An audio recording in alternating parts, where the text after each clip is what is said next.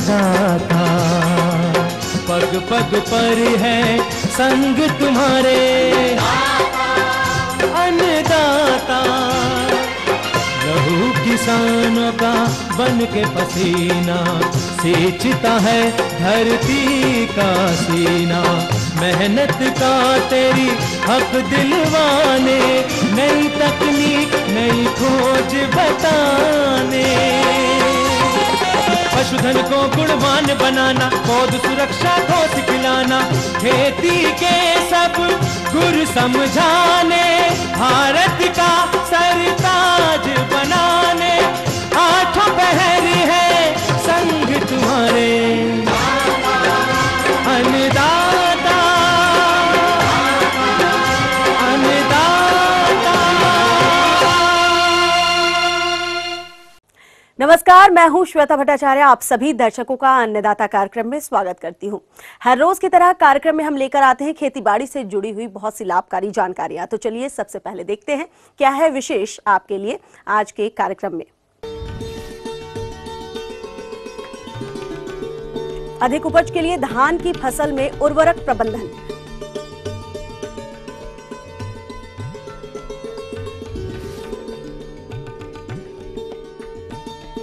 ज्यादा पैदावार हेतु मूंगफली की फसल में किए जाने वाले कार्य।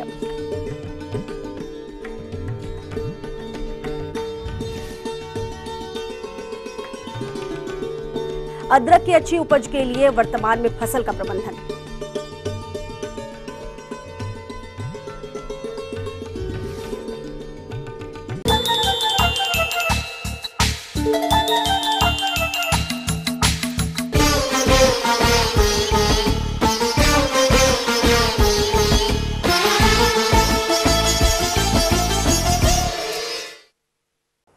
प्रदेश के जो किसान धान की खेती कर रहे हैं उससे अधिक उपज तभी संभव है जब फसल में संतुलित मात्रा में उर्वरकों का प्रयोग किया जाए। तो कैसे करें धान की फसल में उर्वरकों का प्रबंधन, आइए जानते हैं कृषि महाविद्यालय बिलासपुर के वैज्ञानिक डॉक्टर आर के शुक्ला से। धान हमारे छत्तीसगढ़ की मुख्य फसल है और खरीफ के मौसम में तो इसका उर्वरक प्रबंधन करना बहुत आवश्यक है। तो किसान भाइयों के लिए सबसे पहली सलाह तो ये है कि वो मृदा परीक्षण के आधार पर उर्वरक डालें। जैसे यदि सामान्य मात्रा यदि आती है मृदा परीक्षण में, तो सामान्य जो हमारी डोज रहती है उसको डालें। मृदा परीक्षण पे यदि तत्वों की मात्रा, नाइट्रोजन, स्फूर, पोटास तत्वों की मात्रा यदि कम आती है तो उर्वरकों को अपन बढ़ा के डालें, सवा गुना कर दें। और यदि उसमें हमारे मृदा परीक्षण में उर्वरकों की मात्रा अधिक आती है तो अपन जो अनुशंसित मात्रा है उससे अपन आधी मात्रा कर सकते हैं। जो हमारे यहाँ भाटा, मटासी, डोरसा, कन्हार 4 प्रकार की मिट्टी पाई जाती है, जिसमें से मटासी है, डोरसा है, कन्हार है। इसमें धान की खेती सफलतापूर्वक की जा सकती है। तो आपको बताएं, जैसे हल्की मिट्टी है मटासी, तो इसमें उर्वरक की मात्रा अपने को थोड़ी ज़्यादा लगती है। फिर डोरसा आता है, डोरसा में मटासी की अपेक्षा थोड़ी ज़्यादा मात्रा लगेगी। और कन्हार में चूँकि भारी मिट्टी रहती है इसलिए उसमें उर्वरक की मात्रा थोड़ी कम कर सकते हैं अपन। इसके साथ साथ ही यदि हमें रासायनिक उर्वरकों को बचाना है तो जैव उर्वरकों का प्रयोग कर सकते हैं। जैसे धान के केस में नील हरित काई का उपयोग कर सकते हैं। एकड़ पीछे 4 किलो और हेक्टेयर में 10 किलो।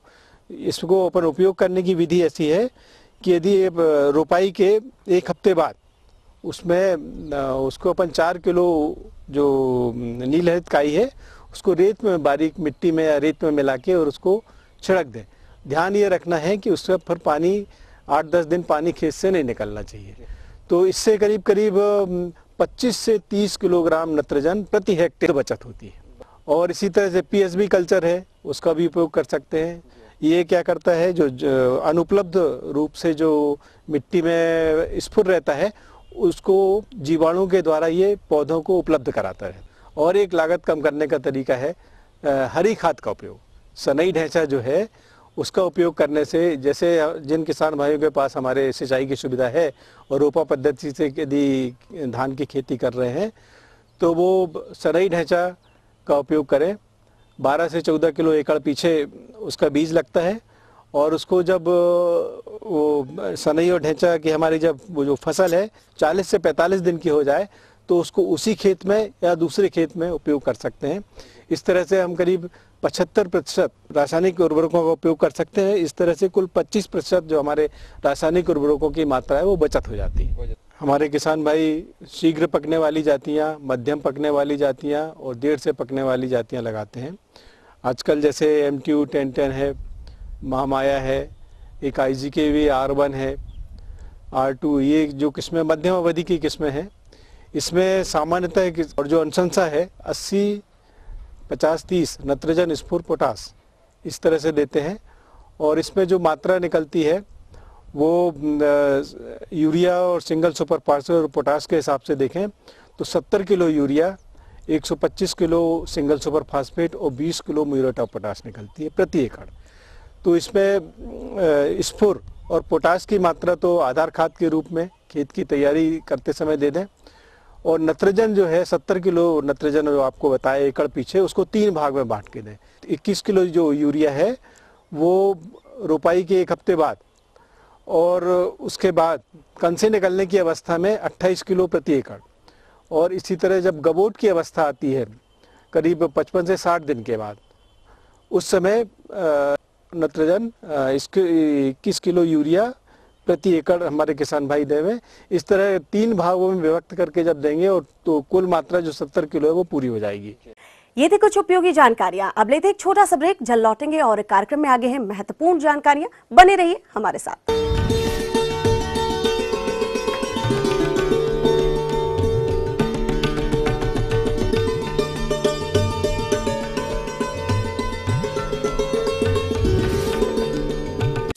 धान के कटोरा छत्तीसगढ़, जहाँ भराए है प्राकृतिक देन। यहाँ के चिन्हारी कर्मा ददरिया अब्बड़ सुघ्घर है। यहाँ के राजभाखा मानो आप मन के अपन भाखा मा। हमन अउ आपो मन देखबो छत्तीसगढ़ ला अउ तिरली। काबर के छत्तीसगढ़िया सबले बढ़िया। छत्तीसगढ़ी न्यूज देखो हर दिन बिहनिया 7:30 बजे।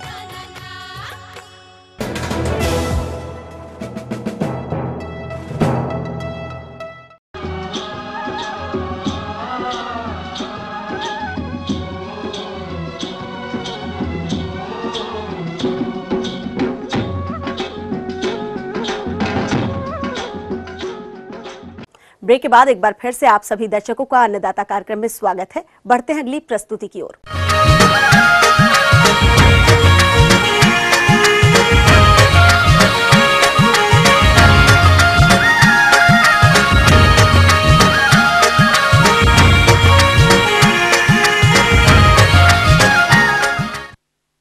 हमारे प्रदेश के जिन किसानों ने मूंगफली की बुआई की है वो फसल वर्तमान में बढ़वार की भिन्न भिन्न अवस्थाओं पर होगी और इस समय फसल में कुछ कार्यों को करना आवश्यक हो जाता है, तभी आगे चलकर फसल से अधिक उपज मिलेगी। इसी विषय पर ग्राम पाना थाबड़ी जिला छिंदवाड़ा के किसान गोवर्धन थापरे कुछ जानकारी चाहते हैं। आइए मिलते हैं उन्हीं से। मैं मूंगफली लगाया हूँ, उसकी पूर्ण जानकारी लेना चाहता हूँ। इसमें खाद वाद कब डालना है, निंदाई गुड़ाई कब करना है और मिट्टी कब चढ़ाना है, ये सब जानकारी लेना चाहता हूँ। कीड़ों के लिए क्या उपाय है, जो रोग आते हैं उनमें दवा कौन सी छिड़कना है, जिससे मैं मूंगफली की अच्छे से अच्छी पैदावार ले सकूं। तो वर्तमान में मूंगफली की फसल में कौन कौन से कार्यों को करना आवश्यक है, जानते हैं कृषि विज्ञान केंद्र छिंदवाड़ा के विषय वस्तु विशेषज्ञ सुंदरलाल से। किसान भाइयों, आपने मूंगफली की फसल बोए होंगे जो कि अभी निंदाई गुड़ाई के काबिल हो गई होगी। किसान भाइयों, इसमें खरपतवार बहुत ज़्यादा नुकसान करता है, इसलिए आप इसमें या तो डोरा चलाए, खुरपी चलाए, इनसे आप खरपतवार नियंत्रित करें। अन्यथा ये जो हम फसल को जो पोषक तत्व उपलब्ध कराते हैं तो अधिकांश भाग इसका खरपतवारों द्वारा उपयोग किया जाता है और हमारी जो मुख्य फसल है उसको कम मिलता है। इसलिए हम इन खरपतवारों का नियंत्रण या तो रासायनिक विधि से करें या यांत्रिक विधि से करें, है ना। तो इससे एक तो खरपतवार भी नियंत्रित होता है, दूसरा हम देखते हैं कि वायु संचार अच्छा होता है जिससे कि हमारी फसल अच्छी गति से बढ़ती है और स्वस्थ रहती है। किसान भाइयों, दूसरी मूंगफली में पोषक प्रबंधन की बात आती है तो इसमें हम नाइट्रोजन धारी उर्वरक तो बहुत कम देते हैं। हम इसके लिए 20 किलोग्राम नाइट्रोजन प्रति एकड़ के हिसाब से उपयोग करते हैं, क्योंकि ये दलहन है। इसमें ऑलरेडी जो राइजोबियम बैक्टीरिया होता है वो वातावरण की नाइट्रोजन को ज़मीन में फिक्स करता है और नाइट्रोजन की पूर्ति कर लेते हैं। इस कारण इसमें हमको यूरिया या नत्रजन युक्त उर्वरकों की कम ज़रूरत पड़ती है। सल्फर की आवश्यकता ज़्यादा पड़ती है। हम कई बार सल्फर को शामिल नहीं करते हैं, तो आप सल्फर ज़रूर दें।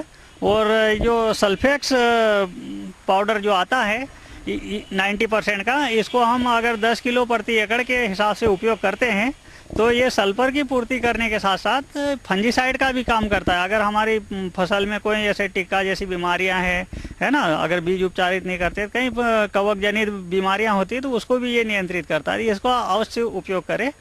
मूंगफली में हम जैसे फलियों को अगर देखते हैं कि उनका भराव ठीक से नहीं होता है, छोटे आकार के, और दूसरा हम जो देखते हैं कि पत्तियों पे अगर लाल धब्बे पड़ते हैं तो ये जिंक की कमी के कारण होता है। और जिंक की पूर्ति के लिए हम EDT चिलेटेड जिंक ये 100 ग्राम लगता है 1 एकड़ के लिए, तो ये 10 ग्राम प्रति पंप के हिसाब से हम अगर स्प्रे करते हैं तो इससे भी हम निजात पा लेते हैं। किसान भाइयों, हम कीट प्रबंधन में जैसे देखते हैं मूंगफली में सफ़ेद कीटाणु सबसे ज़्यादा नुकसान करता है, तो इसके नियंत्रण के लिए भी हम कार्बोफ्यूरान 5 से 8 किलोग्राम का भुरकाव करके सिंचाई करें, ताकि ये ज़मीन में अच्छी तरह से मिल जाए। तो ज़मीन में जो सफ़ेद ग्रब्स कहते हैं उसको, सफ़ेद कीटाणु, इसका हम नियंत्रण कर देते हैं। ये भी जड़ को काट के पूरे पौधे को मार देता है, तो हम इससे भी निजात पा जाते हैं।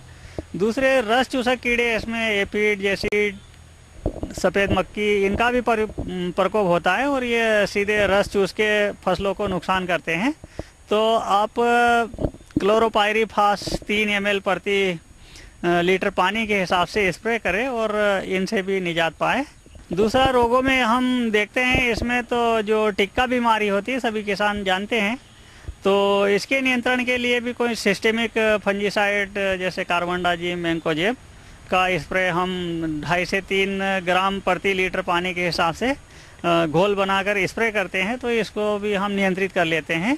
किसान भाइयों, इसमें दूसरा रोग जो पीला मोजेक के नाम से होता है, और आपने देखा होगा कई तरह के हम स्प्रे भी करते हैं तो ये नियंत्रित नहीं होता है, क्योंकि ये वायरस जनित होता है और इस पर नियंत्रण पाना थोड़ा मुश्किल होता है। तो आप सबसे पहले तो हमने बताया था कि जैसे रस चूसने वाले कीड़ों का नियंत्रण, अगर हम इनका नियंत्रण नहीं करते हैं तो ये रोग ग्रसित पौधे से भोजन लेता है, और दूसरी बार जब स्वस्थ पौधे पे ये आश्रय लेता है तो ये बीमारी विषाणुओं को ट्रांसफ़र करते हैं, स्वस्थ पौधे में भी पहुंचा देते हैं और बीमारी फैलाते हैं। तो सबसे पहले तो आप रस चूसने वाले कीड़ों का नियंत्रण करें।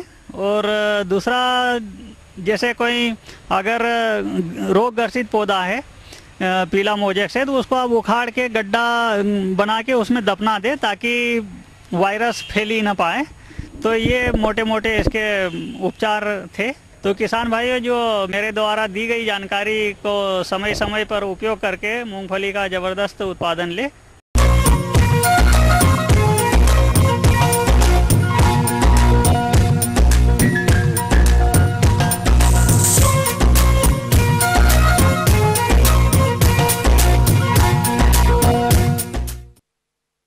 प्रदेश के लघु एवं सीमांत किसान कृषि के साथ साथ बकरी पालन भी करते हैं, लेकिन वो इससे अधिक लाभ तभी ले सकते हैं जब इनकी देखभाल मौसम के अनुसार की जाए।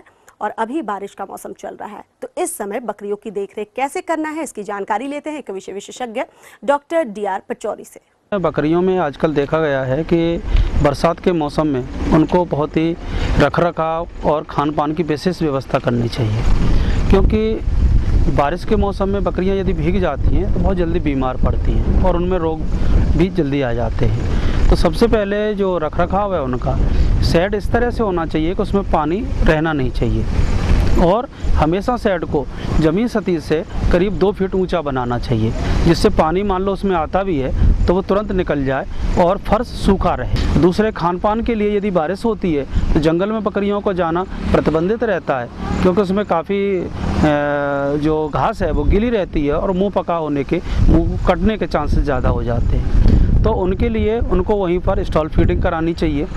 और दूसरी बात यह है कि चारा सूखा रहना चाहिए। मान लो आज शाम को लेके आए चारा, उस चारे को कल खिलाना चाहिए। दूसरी बात यह है कि उनको अलग से कंसंट्रेट 200 ग्राम, वयस्क पशु को 200 ग्राम प्रतिदिन के हिसाब से कंसंट्रेट दाना देना चाहिए। बच्चों के लिए 100 ग्राम देना चाहिए। और जो मेल है, एडल्ट है, उसको भी 200 ग्राम प्रतिदिन के हिसाब से कंसंट्रेट दिया जाना चाहिए। जो अमूमन गाभिन पशु है वो बारिश की वजह से साइड में ही रहते हैं, तो उस पर विशेष ध्यान देना चाहिए, क्योंकि जब पशु साइड में रहता है तो एक दूसरे से झगड़ा करते हैं, झगड़ा और करीब उसके पेट में करीब सिर न मार दे, कुछ न कर दे। तो गाभिन पशुओं के लिए अलग से सेट होना चाहिए। उनके लिए भी जो गर्भस्थ बच्चा है उसके गर्भस्थ शिशु के पालन पोषण के लिए भी उसको अलग से 100 ग्राम दाना प्रतिदिन के हिसाब से देना चाहिए। और जो किडिंग हो रही है, किडिंग में देखना चाहिए कि जब किडिंग होती है पशु की, पशु ब्याता है, तो उन बच्चों को तुरंत ही जो नाल है उसको 2 आंगुल नीचे से काटना चाहिए, टिंचर आयोडीन लगानी चाहिए और उसको एक साफ कपड़े से ब्याने के बाद तुरंत पहुँच साफ कर देना चाहिए। तदुपरांत उसको कोलेस्ट्रम भी पिलाना बहुत ज़रूरी होता है, क्योंकि कोलेस्ट्रम पिलाने से उसमें रोग प्रतिरोधक क्षमता बढ़ जाती है बच्चे के अंदर और वो बीमार कम पड़ता है। जिसमें कि आजकल टिक्स का प्रकोप बहुत होता है, किलनी। तो किलनी के लिए जो किलनी है जो पशुओं के शरीर पर चिपक जाती हैं और लार्वा दीवार में जाके दे देती हैं, क्योंकि टिक्स अमूमन उनके खुरों में, पूंछ के नीचे और थनों में ज़्यादा प्रकोप करते हैं और टिक्स की वजह से काफ़ी बीमारियां भी हो जाती हैं। तो उसको ब्यूटॉक्स के घोल से उसको नहलाना चाहिए और जो ब्यूटॉक्स का घोल है वो स्प्रे साइड में भी कर देना चाहिए, जिससे लार्वा मर जाएं।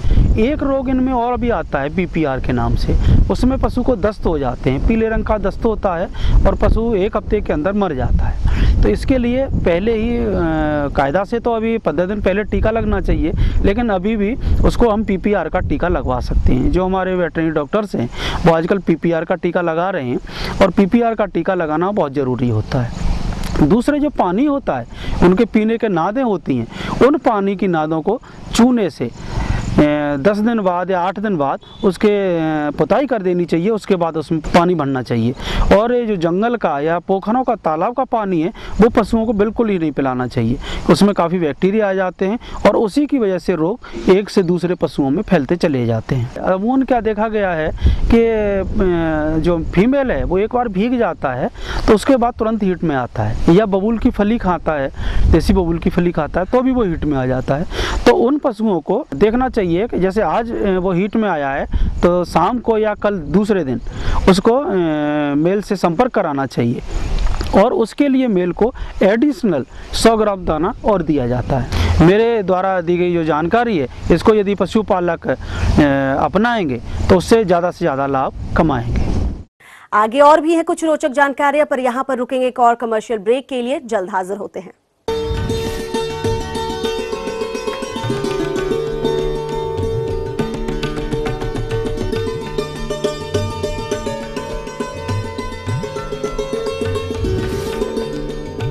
देश के किसी भी कोने में होने वाले चुनाव, क्या यार, दिन भर वही घिसी पिटी चीजें। इसमें न्यूज़ थी, एंटरटेनमेंट कहाँ था? बासी हो गया बॉस, पका डाला। क्या हुआ, ऊब गए? तो हो जाइए रिफ्रेश। लीजिए जायका मनोरंजन के सभी रसों का, वो भी चटपटे और मजेदार अंदाज में। मिर्च मसाला।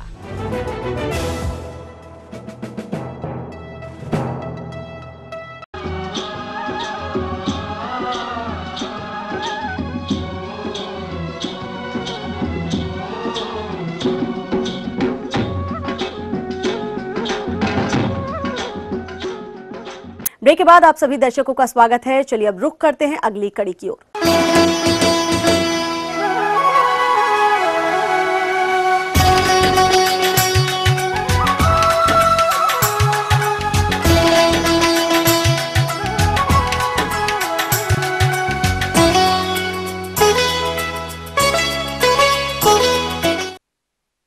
अदरक की फसल इस वक्त वृद्धि और विकास की अवस्था पर होगी। फसल की वृद्धि और विकास आगे भी अच्छी चलती रहे और किसी प्रकार की कोई व्याधि न आए, इसके लिए फसल का प्रबंधन कैसे करना है, आइए जानते हैं विषय विशेषज्ञ से। अदरक की फसल को सफलतापूर्वक उगाने के लिए आवश्यक है कि हम कुछ बातों को अपने ध्यान में रखें। आपकी जो बीज की बुआई होनी चाहिए, आजकल जो नई पद्धति है कि आप उसको मेड़ पे जो जमीन से लगभग 25 से 30 एक फीट ऊंची उठी हुई जो मेड़ है उस पे हमको उसका रोपण करना चाहिए। एक मेड़ से दूसरी मेड़ की दूरी जो है उसमें आप 45 सेंटीमीटर लगभग 1.5 फीट रखें और जो ये मेड़ है मेड़ पे आप कम से कम आप 15 से 20 सेंटीमीटर यानी कि एक एक बीदा, अगर हम हाथ से बात करें तो एक एक बीदा की दूरी पे उसका रोपण कर। जो आपके जो उर्वरक हैं जिसमें आपका डीएपी है, पोटास है, इन जो डीएपी और पोटास जैसे आप 50 किलो डीएपी और 40 किलो पोटास, ये उर्वरक जो हैं आप जैसे बुआई के समय उसको खेत में जब आप मेड़ बनाते हैं, जब मेड़ के रुपाई के लिए मेड़ बनाते हैं उस समय खेत में ये मिला देना चाहिए। इसी के साथ में सल्फर जो बहुत ही आवश्यक है पोषक तत्व, तो जिंक सल्फेट आपका 10 किलो प्रति एकड़ की दर से उसी समय उसमें मिला दें। रही जो यूरिया की जो मात्रा है जिसके हम लोग इसमें अदरक की फसल में करते हैं कि 80 से 90 किलो प्रति एकड़ की दर से उपयोग करना चाहिए। तो यूरिया को आप जैसे ही आपकी फसल 2 महीने की हो और तीसरे महीने की अवस्था पे तो 2 मात्रा में इसको बराबर भागों में बांट करके आप एक मात्रा जो है आप बुआई के 2 महीने के बाद और दूसरी मात्रा जो है बुआई के 3 महीने के बाद इसमें दे देना चाहिए। उर्वरक का उपयोग करते समय ध्यान रखें कि पहले जो है खेत से खरपतवार निकाल दें। खरपतवार निकालने के ही पश्चात आप उर्वरकों का उपयोग करें और उर्वरक मिलाने के बाद उसमें मिट्टी चढ़ाने का काम अवश्य करें, जिससे आपके जो उर्वरक हैं वो जड़ क्षेत्र में पहुंचे, जहां आपकी जो अदरक की जड़ है उस क्षेत्र तक वो और पौधे को अच्छी तरह से उपलब्ध हो सके। साथ में पानी की जल निकासी की उचित व्यवस्था रखें। खेत में पानी एकत्रित लंबे समय तक पानी रुकने न पाए, इसका विशेष ध्यान रखें। कई बार ऐसी स्थिति आती है कि 15-20 दिन तक जो है पानी नहीं गिरता है, तो ऐसी अवस्था में आप एक तो हमने जो क्या है कि जो आप लोगों को बताया कि बुआई के समय जो उसमें पलवार कर देनी चाहिए, उसमें जो है फसल को जो है पत्तियों से ढक देना चाहिए, तो इससे भी आपकी नमी सुरक्षित रहती है। क्योंकि जब हम उसमें पलवार कर देते हैं उसमें खरपतवार को वो उगने से रोक देता है। वही आपका जो पलवार जिससे आपने पत्तियां हैं या फिर पुआल है वो बरसात होने के साथ ही वो सड़ करके उसमें खाद उसकी बन जाते हैं, जिससे और भी बुरबुरापन आपका मिट्टी का बना रहता है। और अगर आपको ऐसी स्थिति आती है कि जहां पर लंबे समय तक 15-20 दिन तक पानी नहीं गिरता, तो वहां पे आप जो है स्प्रिंकलर सिंचाई पद्धति से उसमें फसल में पानी लगा सकते हैं। इसमें वैसे देखा जाए तो इसमें किसी प्रकार का खास कोई कीट नहीं लगता है। एक जो है पत्ती को काटने वाला कीट, जो पत्तियां उसमें जो है छेद कर देता है, या पत्ती को लपेट देने वाला कीट, जिस प्रकार से आप अरहर में देखते हैं कि पत्ती लपेटने वाला कीट, इसी प्रकार से अदरक में भी देखा जाता है कि वो पत्तियों को लपेट देता है या पत्तियों पे छेद कर देता है। तो अगर इस प्रकार की कोई समस्या आपको फसल पे दिखता है तो फसल पे यह कीट इस प्रकार के लक्षण देखते ही उसमें जो है आप कोई भी जो है ट्राइजोफॉस या प्रोफेनोफॉस नामक दवाई जो है उसको 2 मिलीलीटर प्रति लीटर पानी की दर से उसका छिड़काव करें। जैसे ही आप देखेंगे कि 20 से 25 दिन में इसका जमाव आपका शुरू होता है, तो जमाव के तुरंत आपके 10-12 दिन के बाद इसमें आप, क्योंकि वह अवस्था ऐसी होती है जिसमें कई बार क्या होता है कि एक ही दिन में आपका निरंतर जो है 24 घंटे पानी गिरा और उसमें आपका खेत में पानी भर गया, तो ऐसी अवस्था में उसमें जो है आपके कंद गलन की समस्या उत्पन्न हो जाती है। और ये कंद गलन की समस्या पे आप पत्तियों से देख सकते हैं, उसमें पत्तियों पे पीले रंग के धब्बे बनेंगे या पत्तियां पीली पड़ने शुरू हो जाती है। तो आप इस अवस्था, जैसे ही आपकी फसल उगने के 10 से 15 दिन की अवस्था में है, उसमें तुरंत आप रिडोमिल MZ दवाई जो है, आप इस दवाई को 40 ग्राम प्रति पंप, मतलब 15 लीटर पानी में 40 ग्राम दवाई इस हिसाब की दर से आप इसका छिड़काव कर दें। इस छिड़काव करने से आप अपनी फसल पे में गलन रोग या जो भी उसमें सड़न रोग आ रहा है उसको उस रोग से अपनी फसल को बचा सकते हैं। इस प्रकार से अगर आप अदरक में ठीक तरह समय समय पर उसमें जो बताई गई प्रक्रिया है और सस्य क्रिया है उसका ठीक तरह से इस्तेमाल करते हैं तो निश्चित तौर पे एक अदरक जो है अपने क्षेत्र के लिए लाभकारी फसल है।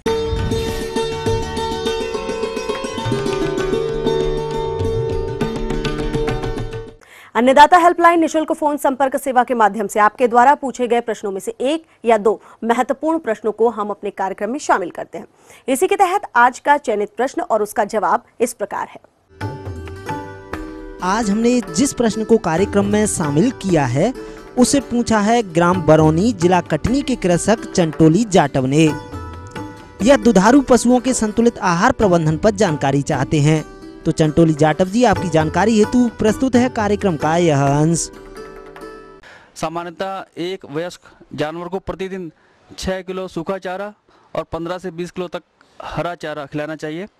फलीदार और बिना फलीदार हरे चारे को समान अनुपात में मिलाकर खिलाना चाहिए। संतुलित पशु आहार का दुग्ध उत्पादन में क्या महत्व है, मैं इस बारे में पशुपालक भाइयों को कुछ बताना चाहता हूँ।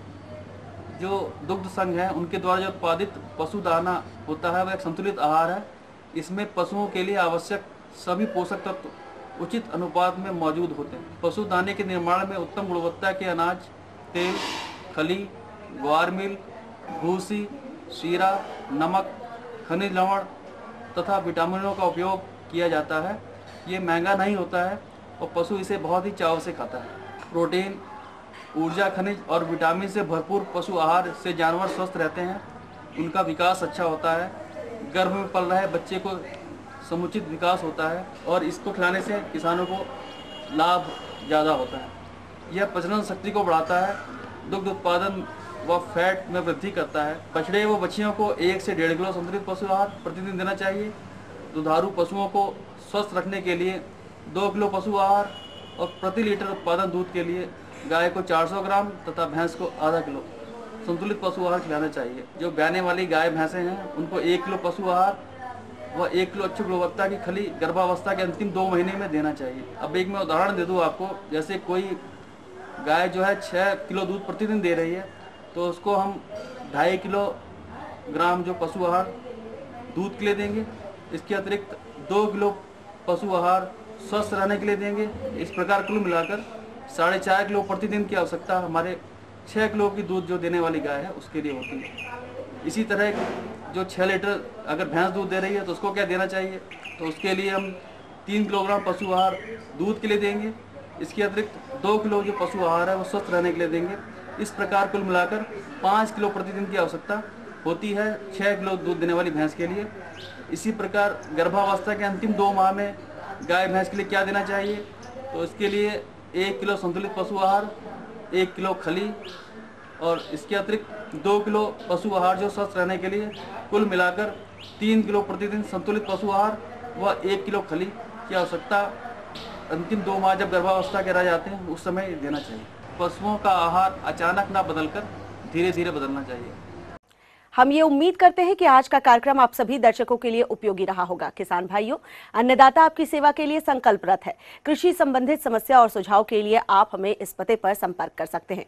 प्रोड्यूसर अन्नदाता, ETV Madhya Pradesh, Chhattisgarh, Ramoji film city, Hyderabad 501512। साथ ही आप हमें ईमेल भी कर सकते हैं। हमारा ईमेल एड्रेस है annadatamp@etv.co.in। इसके अतिरिक्त आप हमें निःशुल्क हेल्पलाइन नंबर 180010845999 पर सुबह 10 से शाम 4 बजे के बीच संपर्क कर सकते हैं। अब आइए देखते हैं कल दिखाए जाने वाले कार्यक्रम की मुख्य झलकियां।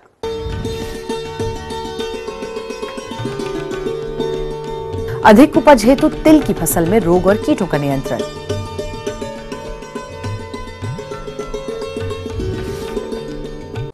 फिलहाल अन्नदाता की पूरी टीम को दीजिए इजाजत। कल फिर इसी वक्त आपसे मुलाकात होगी कृषि संबंधित कुछ और रोचक जानकारियों के साथ। नमस्कार।